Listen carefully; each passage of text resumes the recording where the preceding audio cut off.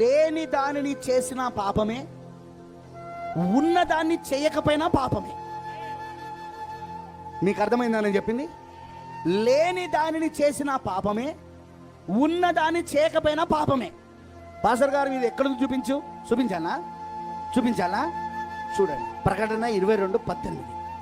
ఈ గ్రంథమందున్న ప్రవచన వాక్యములు విను ప్రతి వానికి నేను సాక్ష్యం ఇచ్చింది ఏమనగా, ఎవడైనా వీటితో మరి ఏదైనా కలిపిన ఎడలా, క్రిస్మస్ కలిపిన ఎడలా, ఎవడైనా వీటితో ఏదైనా కలిపిన ఎడలా, ఏ బిషప్ అయినా వీటిలో కలిపిన ఎడలా, ఏ సంస్థ అయినా ఏ సంఘ శాఖ అయినా వీటిలో కలిపిన ఎడలా, క్రిస్మస్ను కలిపిన ఎడలా, ఈ గ్రంథములో రాయబడిన తెగుళ్ళు దేవుడు వానికి కలగజేయును.